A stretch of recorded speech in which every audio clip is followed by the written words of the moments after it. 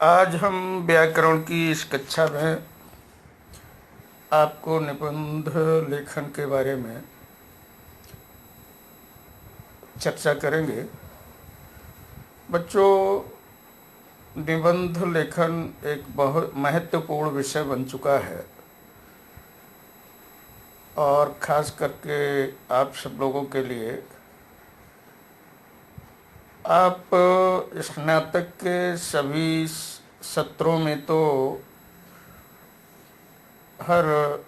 Semester के अंत में व्याकरण की दृष्टि से आपको अक्सर कहा जाता है कि भाई फला फला विषय पर, समसामयिक विषय पर निबंध लिखिए। या फिर जब स्नातक पास करके जाएंगे, स्नातकोत्तर में भी जाएंगे तो भी आपको निबंध लिखाया जाएगा। और स्नातकोत्तर पास करने के बाद फिर आप प्रतियोगी परीक्षाओं में जब विभिन्न नौकरियों के लिए आवेदन करेंगे और उसकी जो परीक्षाएं होंगी उसमें भी कोई ना कोई विषय समसामयिक दे दिया जाएगा और कहा जाएगा कि इस पर इतने शब्दों का निबंध लिखें, 500 शब्दों का निबंध लिखें। तो इस प्रकार का और निबंध लिखाया क्यों जाता है, निबंध है क्या, निबंध की परिभाषा क्या है, इत्यादि विषयों को पहले समझ लेना चाहिए। देखिए, निबंध लिखाने का उद्देश्य एक ही होता है कि जब आपको कोई विषय दिया जाता है और उस विषय के बारे में जब आप लिपिबद्ध करते हैं तो इससे आपने कितना शब्द संग्रह करके रखा है, आपकी भाषा शैली कैसी है, आप उस विषय को नकारात्मक और सकारात्मक दृष्टि से किस प्रकार से लेते हैं, या आप कितने ज्ञान की कितनी गहराई में हैं देश, समाज, प्रकृति और अनेकानेक सामाजिक विषयों पर आपका सोच क्या है, आपका अपना व्यक्तित्व क्या है, ये भी अभिव्यक्त होता है निबंध के माध्यम से। तो इसलिए आपको विभिन्न विषयों पर निबंध लिखने की ज़रूरत पड़ेगी और अब तक आप लिखते भी आए होंगे। तो पहले तो आप ये समझ लें कि निबंध क्या है।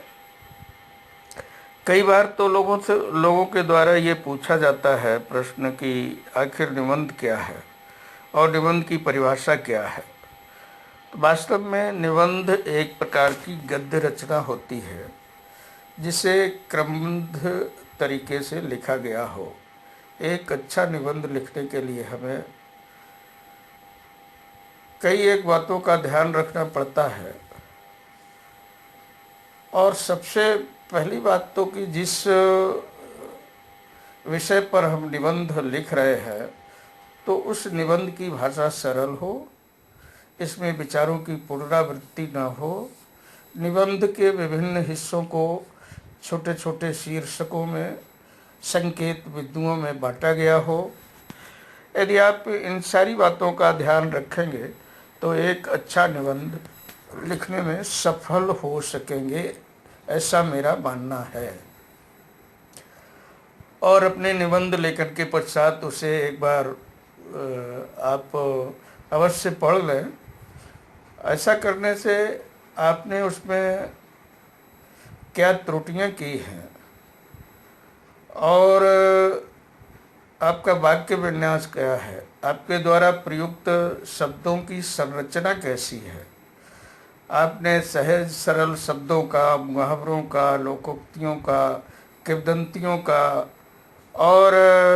पद्य खंडों का, कोटेशंस का कितना प्रयोग किया है और उससे आपकी भाषा कितनी बोधगम्य और कितनी आकर्षक बन पाई है, ये सब भी आपके सामने आ जाएगा। और जो गलतियां हुई हैं, कहीं पर कामा, फुल स्टॉप, पूर्ण विराम, कोई मात्रा यदि छूट गई है तो उसे भी सुधार सकेंगे। इसलिए एक बार उसको पुनः पढ़ लेने से आप का जो निबंध होगा और इसके बाद में जो मूल्यांकन के लिए परीक्षक के पास में जाएगा या पाठक जब उसको पढ़ कर के हृदयंगम करेगा तो उसका मन भी प्रसन्न होगा और आपको अच्छे अंक भी मिलेंगे। तो जैसा कि बच्चों निबंध शब्द जो है वो मूलतः निहि उपसर्ग और मूल शब्द वंध को मिलाकर के बना है, अर्थात अच्छी तरह से बंधा हुआ, कसा हुआ, उसकी बनावट सुगठित हो,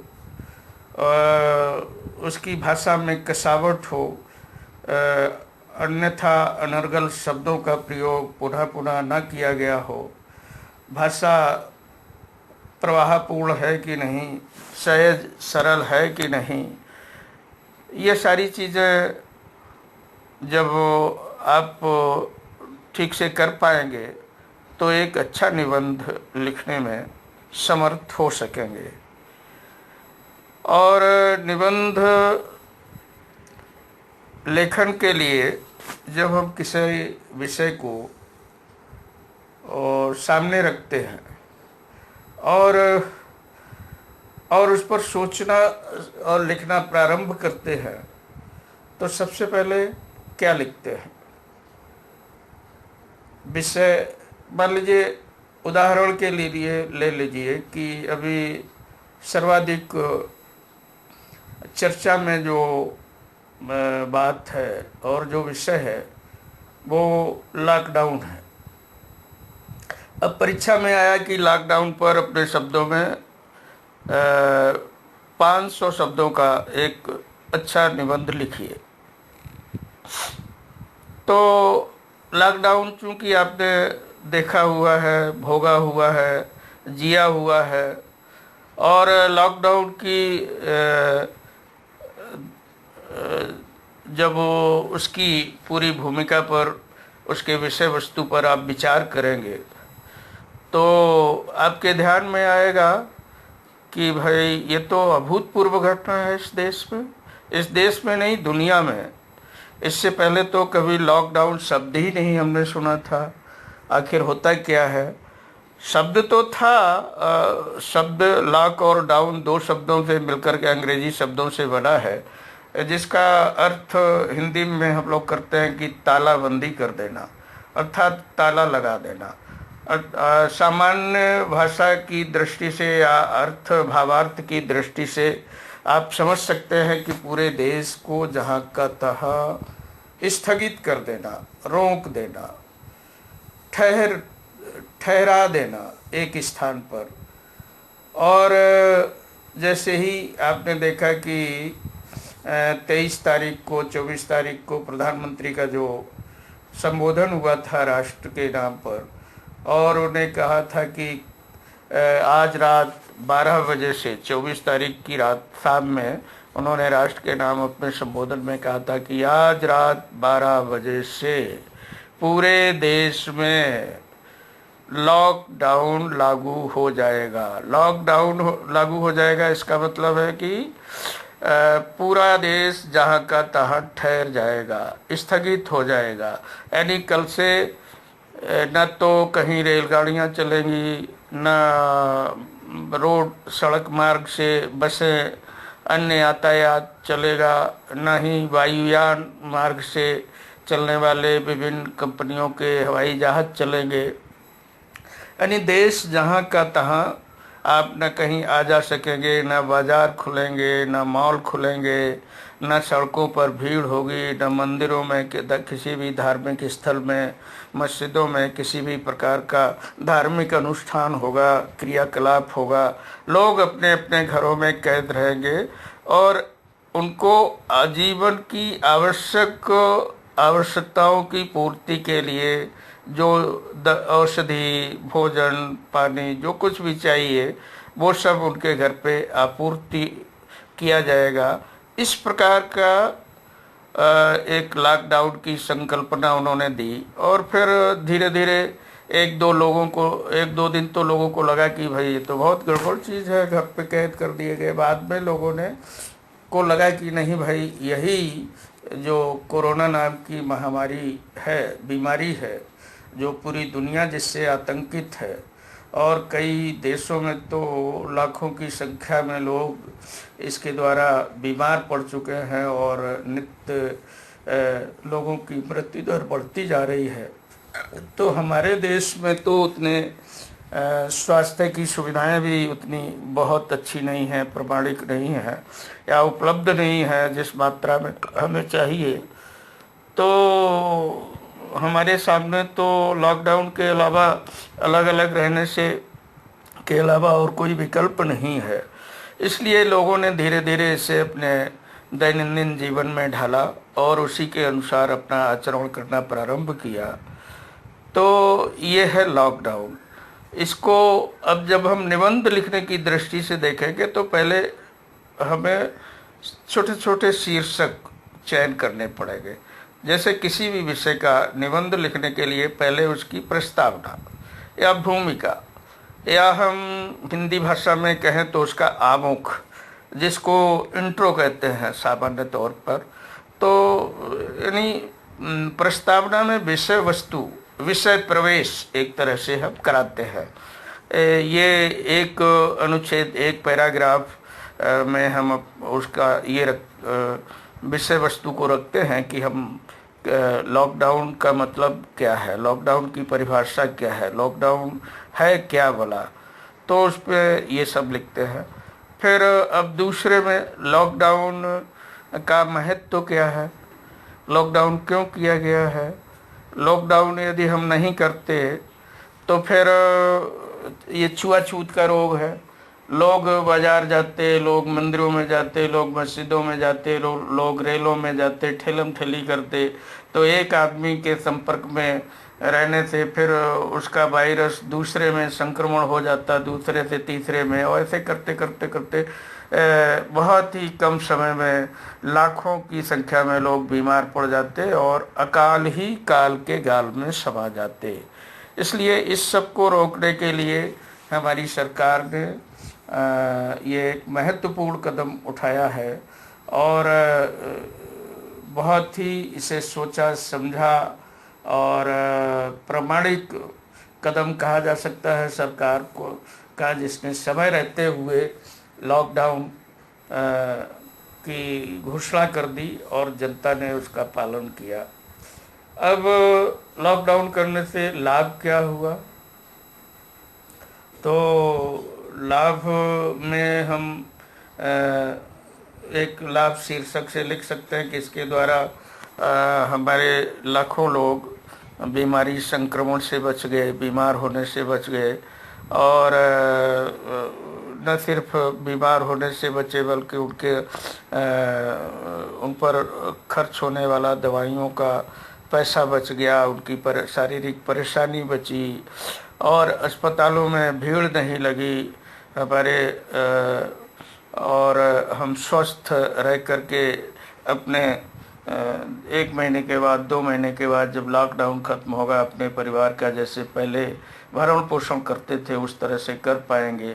और हम एक सामान्य जीवन जी पाएंगे, स्वस्थ और सामाजिक जीवन, और जीवन का आनंद ले पाएंगे।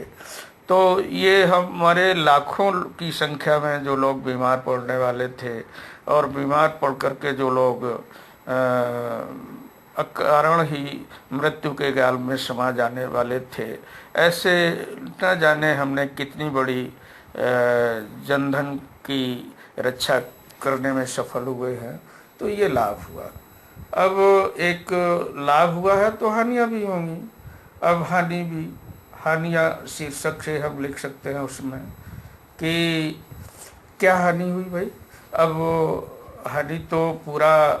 अर्थतंत्र ही, हमारा अर्थचक्र ही रुक गया जहाँ का था। जब हम एक स्थान से दूसरे स्थान जा नहीं सकते, जब हमारे सामान इधर से उधर नहीं जा सकता, जब हम बाहर में काम करने नहीं जा सकते, तो हमको पारिश्रमिक क्या मिलेगा। तो दैनिक मजदूरी करने वाले लोगों का ये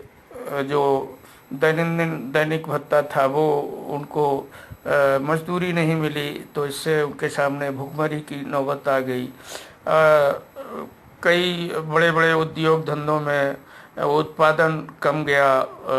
लोगों की कमी के कारण, या फिर एक माल की ढुलाई एक जगह से दूसरी जगह नहीं हो पाने के कारण भी उत्पादन जानबूझ करके कई एक जगह कम करना पड़ा। तो ये कुल मिलाकर के न सिर्फ राष्ट्रीय क्षति है बल्कि व्यक्ति विशेष की भी क्षति है। लोग अपने घरों से दूर जहाँ के तहाँ रुक गए। हमारे धार्मिक और सामाजिक जो क्रियाकलाप चलते रहते हैं, शादी विवाह इत्यादि, सब स्थगित करने पड़े और जहाँ का तहाँ पूरा सामाजिक जीवन ही और एक लगा कि काल चक्र ही रुक गया हो, ऐसी स्थिति हमारे सामने उत्पन्न हो गई। तो इसके कारण न सिर्फ आर्थिक रूप से जो हमारी विकास दर जो 5, 6, 7 रहने वाली थी, वो घट करके 1, 1.5, 2 तक सिमट के रह गई है। इस प्रकार से न सिर्फ आर्थिक विकास दर बल्कि कई एक समाज जीवन के पक्षों में हमें हानि दिखाई पड़ती है। कई एक लोगों के तो रिश्तेदार मर गए, वो उनके अंतिम संस्कार में भी नहीं पहुंच पाए। पिता पुत्र से दूर रह गया और पड़ोसियों के द्वारा उनका अंतिम संस्कार किया गया। बहुत सारे हमारे जो कोरोना वायरस से बचाने के लिए जो उसके रक्षक हैं, डॉक्टर हैं, नर्सेस हैं, पैरामेडिकल स्टाफ है और सहयोगी चिकित्साकर्मी इत्यादि को संक्रमण हो जाने के कारण और उनको भी जान से हाथ धोना पड़ा। तो ये बहुत सारी हानियां हुई हैं, लेकिन फिर भी इन हानियों को ध्यान में रखते हुए भी हम कहेंगे कि लाभ ज़्यादा हुआ है, हानि कम हुई है। अब अंत में हम लाभ हानि महत्व प्रस्तावना के बाद उपसंहार में लिख सकते हैं कि जहाँ पर भारत जैसा देश, जहाँ 130-135 करोड़ की आबादी है और उस देश में यदि लॉकडाउन न किया जाता तो न जाने कितने लोग अब तक अकारण ही मौत के आगोश में समा गए होते। न जाने कितने लाख लोग यहाँ आज रुग्णशैया पर अस्पतालों में अपना उपचार करा रहे होते। न जाने कितने करोड़ अरबों खरबों की दवाइयाँ उन पर खर्च हो गई होती और शायद अस्पतालों में बिस्तर कम पड़ जाते, चिकित्साकर्मी कम पड़ जाते इस अनुपात में यदि जब फैलता है, क्योंकि इसकी कोरोना वायरस छुआछूत का रोग है। ये एक व्यक्ति से दूसरे व्यक्ति में संक्रमण कर के फैलने वाला है। कई बार तो देखा गया है कि यदि एक व्यक्ति कहीं किसी विदेश से लौटा अपने घर पे और वो अपने परिवार के सभी सदस्यों के साथ मिलजुल करके 4-6 दिन रह गया, तो धीरे धीरे उस परिवार में रहने वाले 10-12 लोग, जितने सदस्य, सारे के सारे कोरोना के गिरफ्त में आ गए और फिर वो सब बीमार पड़ गए और कोरोना पॉजिटिव जांच के बाद पता चला कि ये सब कोरोना से ग्रसित है और सबको अस्पताल में अलग अलग, किसी को क्वारंटाइन में, किसी को आइसोलेशन में और किसी को अस्पताल में उपचार हेतु भर्ती कराना पड़ा। उनमें से कई एक लोगों का दुखद निधन भी हो गया और कई एक लोग स्वस्थ होकर के वापस अपने घर लौटे। तो वो सौभाग्यशाली थे जो लौट करके आ गए और अभागे थे जो आज हमारे बीच में नहीं है। इस प्रकार से हम उसके उपसंहार में उससे होने वाले लाभ हानि, उसके महत्व को दर्शाते हुए अपने विषय वस्तु को रख सकते हैं।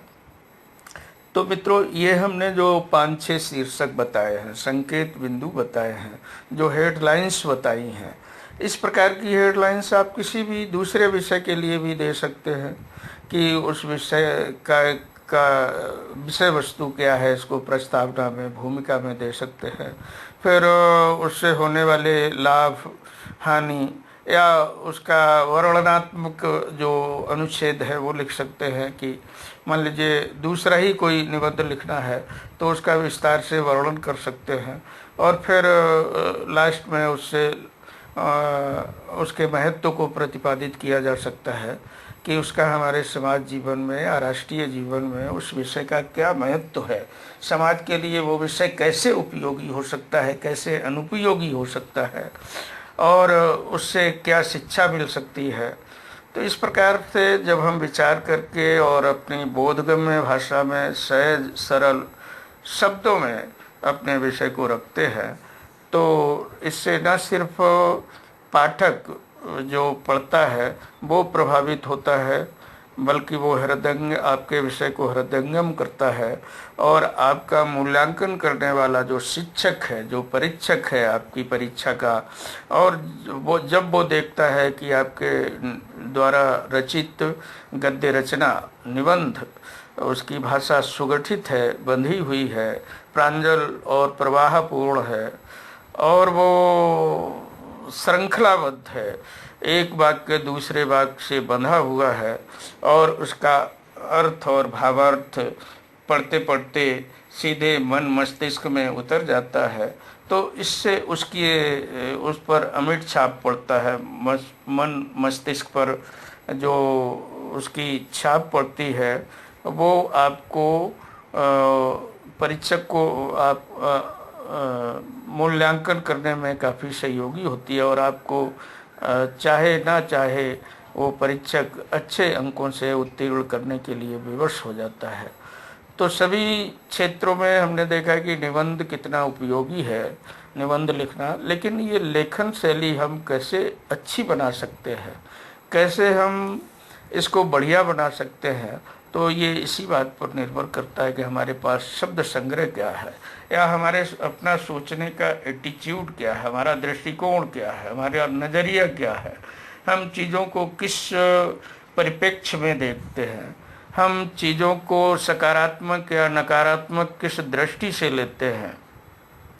तो इससे हमारा व्यक्तित्व भी परिलक्षित होता है, और पाठक के मन में हमारे प्रति एक धारणा बनने लगती है कि नहीं, इस विद्यार्थी को इस विषय का बहुत बढ़िया से ज्ञान है, या फिर उसका देखने का, चीज़ों को समझने का, देखने का, व्यक्त करने का अपना दृष्टिकोण अद्भुत है और प्रभावी है। इस प्रकार से बच्चों आप पाएंगे कि जब आपकी रचना उत्तम बन गई है तो फिर आप पाठक पर भी अपनी छाप छोड़ पाएंगे और अच्छे अंक लेकर के उत्तीर्ण होने में सफल होंगे। मैं समझता हूँ कि अब आपके ध्यान में आ गया होगा कि आप किस प्रकार से आने वाले दिनों की परीक्षाओं में निबंध लेखन